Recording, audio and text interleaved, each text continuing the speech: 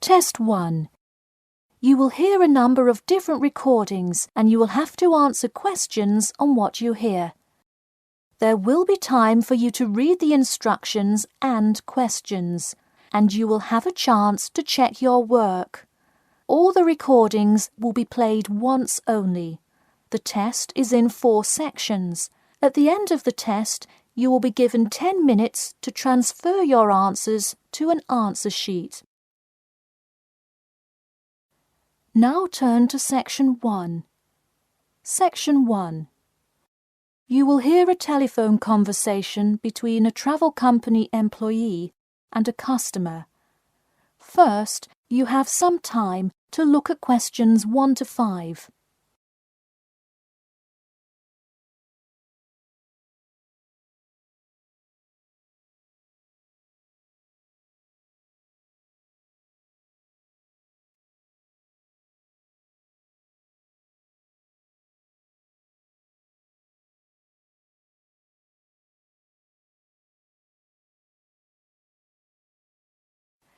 You will see that there is an example which has been done for you.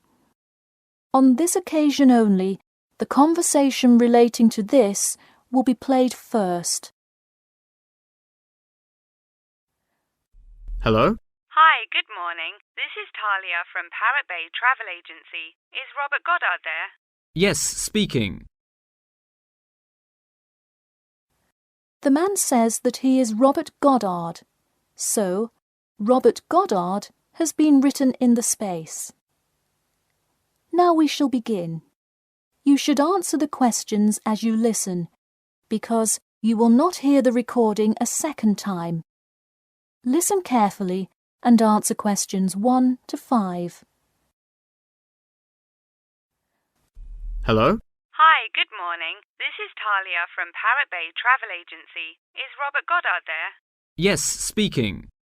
I'm so sorry that I made such an early phone call, and I'm calling to ask a few questions about your most recent vacation. Could I have 5 minutes of your time? Sure thing. Great, thanks.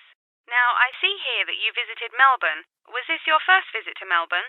No, I have actually been there twice before. I see. Now, what would you say was your favourite part about Melbourne? Well, I did like seeing the exotic wildlife, and there are great sights to see, but I have to say I was most impressed by the amazing weather.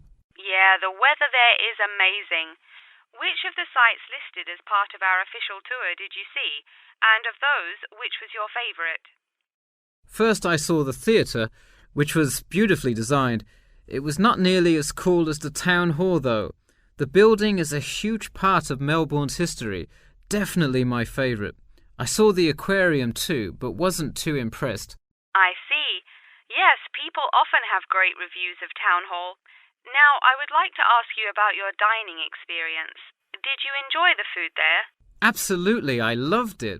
I'm glad to hear it. Could you tell me a little bit about what you most enjoyed about the food?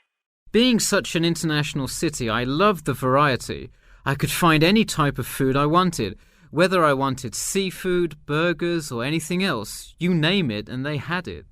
Did you drive to Melbourne? No, I flew. I thought about going by train, but in the interest of time, I decided to go by plane. Right, I see. Before you hear the rest of the conversation, you have some time to look at questions 6 to 10.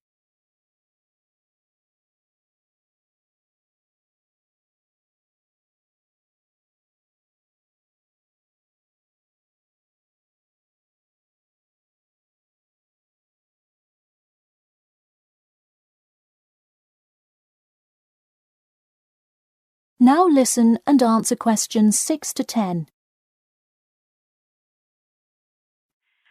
would you mind telling me whether you are under 20, between the ages of 20 and 40, or older than 40? It would be nice if I was still under 20. My vacation probably would have been quite different. Actually, though, I just turned 41 last week. Oh, happy birthday. So, did you treat yourself and fly first class? No way. I would love to have a budget that high. I'm more in the mid-range income level. I wasn't always, though. I spent much of my life in a low-income household. I see. That answers my next question then, of income level. And what was the purpose of this visit? I had to go there on business a lot before and decided I would go there for tourism this time. I see. And what is your occupation? I am mainly a computer programmer. I also write for a travel magazine on the side, which is why I visited Melbourne before, but it's not my main source of income. I see. Wow, it sounds like you work a lot. Yes, I am very busy, which is exactly why I took a nice week-long vacation to Melbourne. I completely agree. Would you care to comment on your accommodation? My hotel was a good value. Staying in the city can get really expensive, so it was nice to find such a good price for the location and quality. I'm glad I didn't end up in some cheap motel in the middle of nowhere. I'm glad you didn't either. Well, thank you for taking part in our survey, and I'm glad you enjoyed your vacation. No problem. Take care. That is the end of section 1. You now have half a minute to check your answers.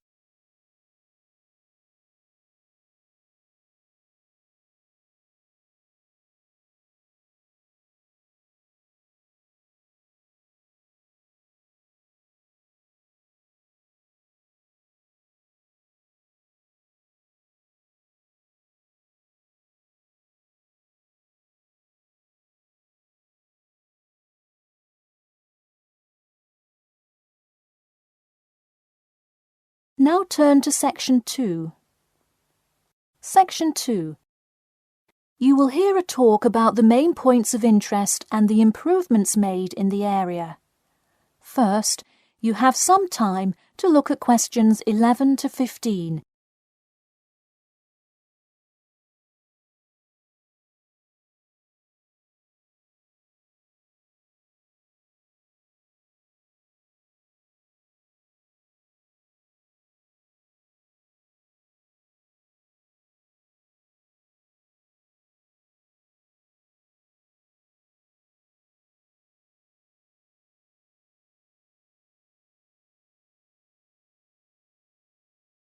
Now listen carefully and answer questions 11 to 15.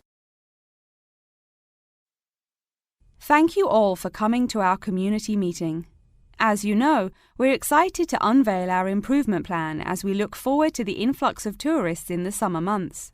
I'll start with a quick overview of the main points of interest in the area for anyone who may not quite know his or her way around yet, and then I'll get to the improvements made. First off is my favourite, the Science Museum, which is on the corner of St George Road.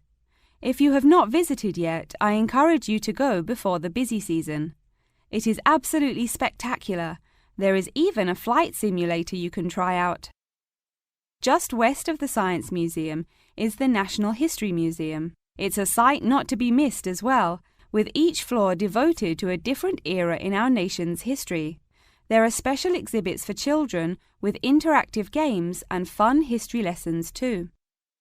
If you're looking for parking, it is available on the intersection of Queen Street and South King Street in the car park. Standard hourly and daily rates do apply. The best place for souvenirs is the shopping mall, though it gets extremely busy during peak times. You can get there from the Tube or the entrance on Timber Road, just south of Cornwall Road.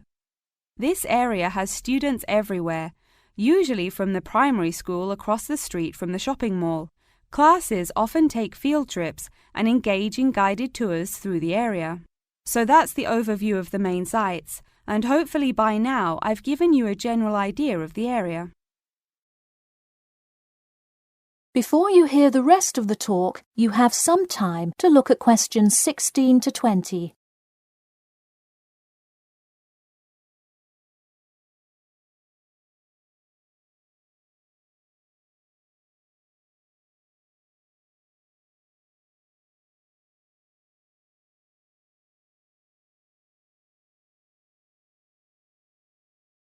Now listen and answer questions 16 to 20. Now I'm going to outline the improvements we have made in our efforts to make the experience even better for each and every one of our visitors. You probably noticed when you first drove into the car park this morning that there is now additional signage to help avoid confusion. The directions were not entirely clear at first, so we have increased the number of one-way signs indicating the correct direction of traffic flow. Not far from there, in line with our mission of giving back to the community, we constructed a brand new playground for the primary school. It is really something to be excited for. The equipment is state-of-the-art and includes swings, a small climbing wall, and even an obstacle course. Now we'll head north and take a look at the Science Museum. In response to our feedback from past visitors to the museum, there is now free information available outlining not only upcoming IMAX showings, but also natural wonders like meteor showers, eclipses, and other cool natural events. The Science Museum isn't the only museum improving the experience of its visitors. The National History Museum has added an entire new wing to its facility to accommodate the large crowds of people gathering to see the Civil War exhibit, Inventions Timeline exhibit, and other wonderful sections of the museum. The increase in space will definitely give a more calm, comfortable experience for visitors. And finally, remember when there was actually a line at the mall entrance from the tube station? It was terrible trying to get anywhere from the tube because foot traffic got so backed up sometimes. We have addressed that by adding another entry point into the mall from the other end of the platform to disperse the crowd. So those are the major improvements we have made. Clearly, having too many people that want to visit and enjoy what our community has to offer the public is a good problem to have, and I am confident that we have made the changes necessary to accommodate the growing interest in the area. As always, we welcome any questions, comments, or concerns about the new improvement plan. In a few minutes, I will open up the floor for questions, but you can also contact me or any other board member by email or through the city website. Thank you for coming, and I now encourage you to stay for the questions and answers panel occurring between now and 10:30. That is the end of Section 2. You now have half a minute to check your answers.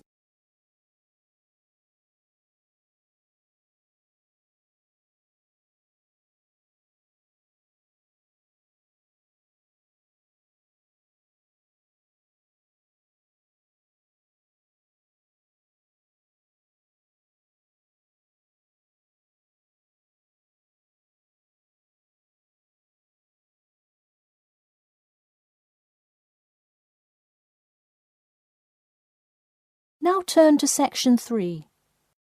Section 3. You will hear two students called Jane and Mark talking to their tutor about the project assignments for their senior thesis. First, you have some time to look at questions 21 to 23.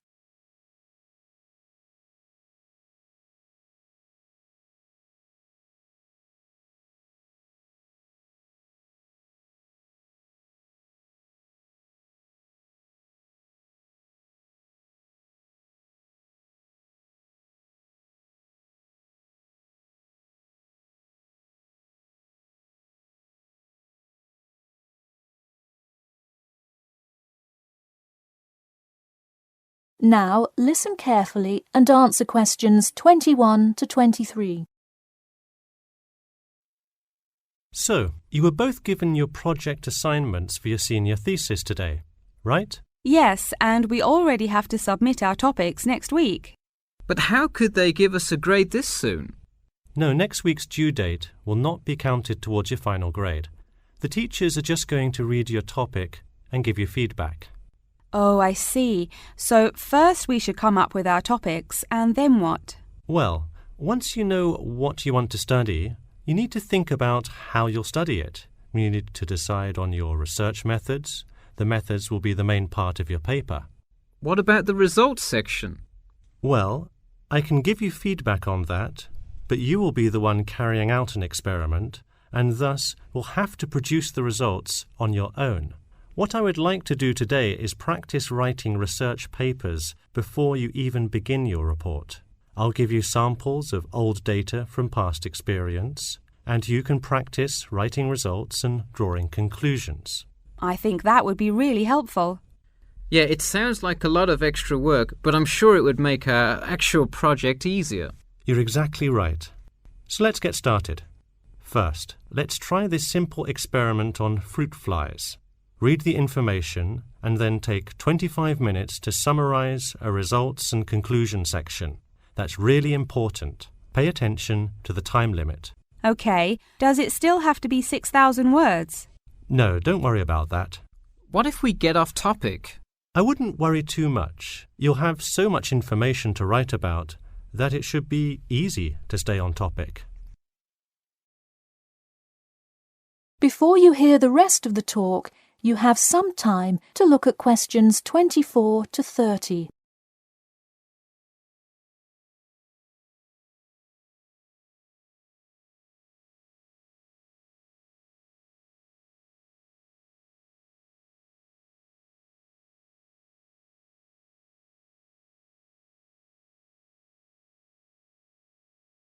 Now listen carefully and answer questions 24 to 30.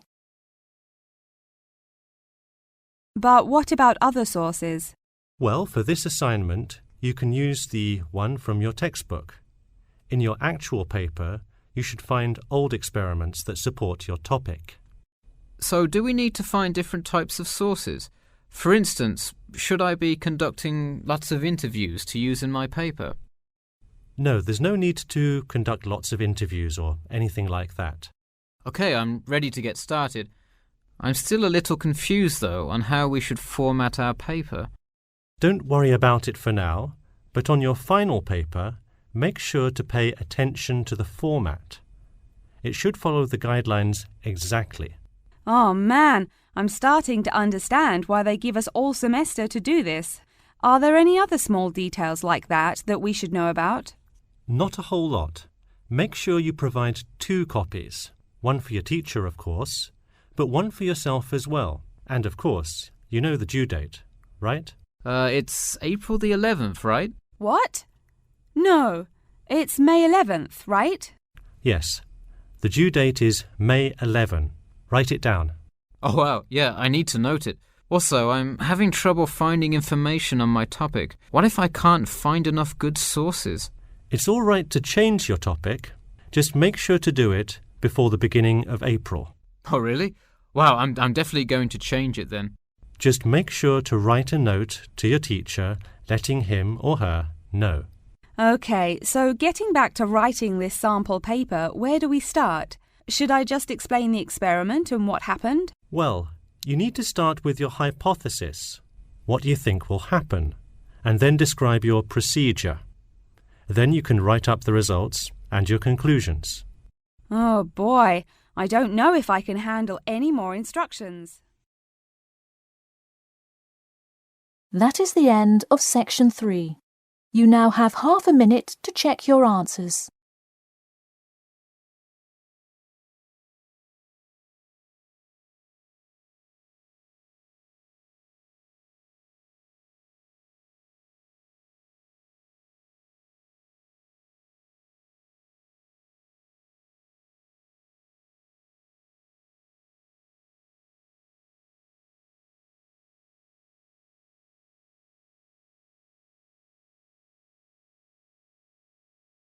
Now turn to section 4.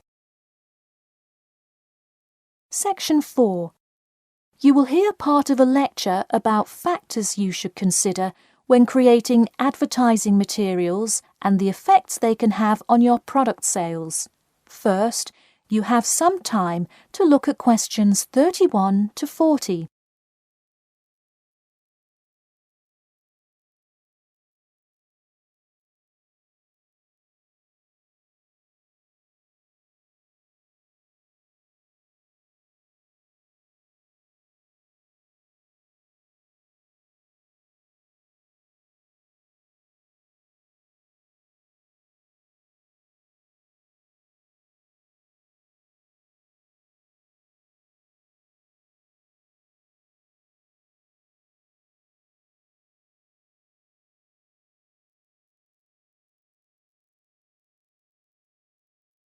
Now listen carefully and answer questions 31 to 40. Hello class, and welcome back to Marketing Strategies. This week I will expand upon last week's lecture by talking about factors you should consider when creating advertising materials and the effects they can have on your product sales. Lesson 1. Limit your advertising to the geographic area of your target market. Though you may have a product that people want in a large area, the distance that customers are willing to travel is a significant factor in their choice of where to purchase that product. Take this example. If you're really hungry and decide you want a burrito, would you choose the restaurant that is a block from your apartment, or the one that is just as good, or even slightly better, across town? Of course, you'd pick the closer restaurant. Next, there's the method of communication to your target market. How do you decide among radio ads, TV commercials, flyers, or even word of mouth? While we often think of the visual presentation of ads, there's much more to advertising than the look. Studies show that consumers are much more likely to remember advertising slogans if there's also a sound plate. Did you know that your sense of smell is closely linked with memory? Think about Mandy's candy store up the road. Every time you walk past it, you can just smell the chocolate, right? I bet you can almost smell it now. Just mentioning the name brings about the smell memory and, in turn, a chocolate craving. What better way to sell chocolate bars? Obviously, sometimes appealing to the senses isn't the most practical way to advertise. For example, it's a good idea to come up with a marketing strategy that adapts to the product, especially digital products. The flexibility of this kind of products is extremely important, so it's very common for advertisers to form one single layout for all of their ads, the visual, the medium, even the majority of the content, and simply update the ad each time they come out with a new version. Remember, advertising is all about stirring up the right feeling in your potential customers, whether by stimulating the senses, appealing to the intellect, and so on. Once the customer experiences the ad, the important thing is his or her reaction. Someone could love the ad you made, but unless he or she considers buying the product, you've failed to get the reaction you were looking for.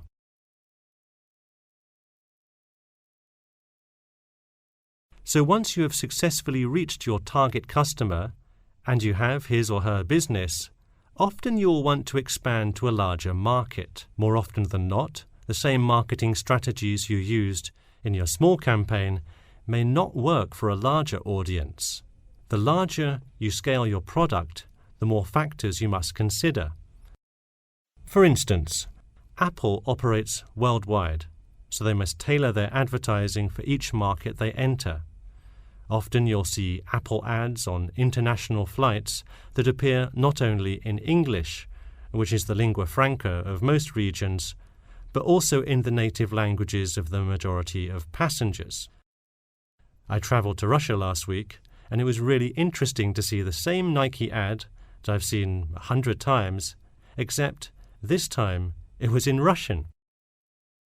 Okay, going back to the medium of the advertisement, even after choosing to create print ads instead of radio announcements, television commercials, etc., there is more to consider.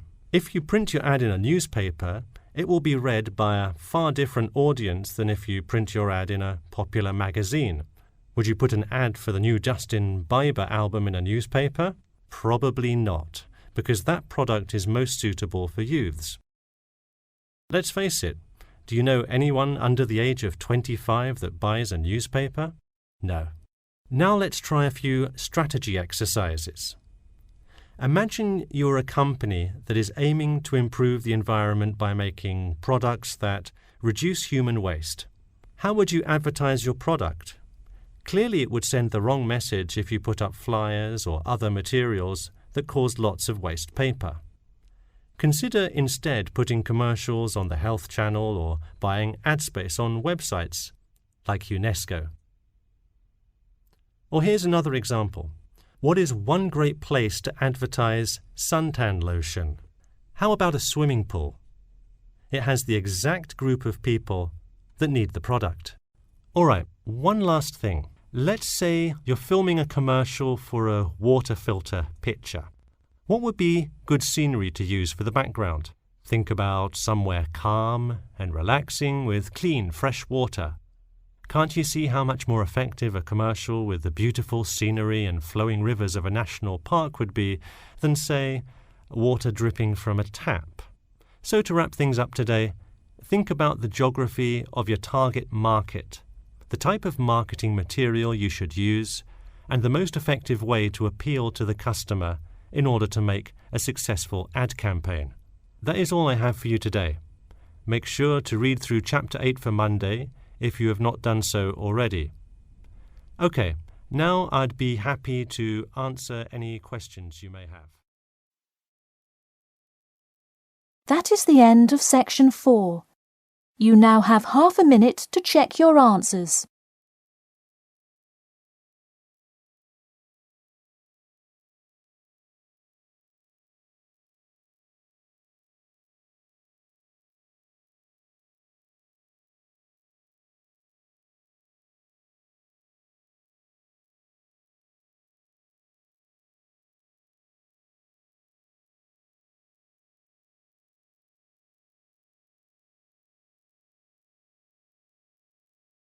That is the end of the listening test. In the IELTS test, you will now have 10 minutes to transfer your answers to an answer sheet.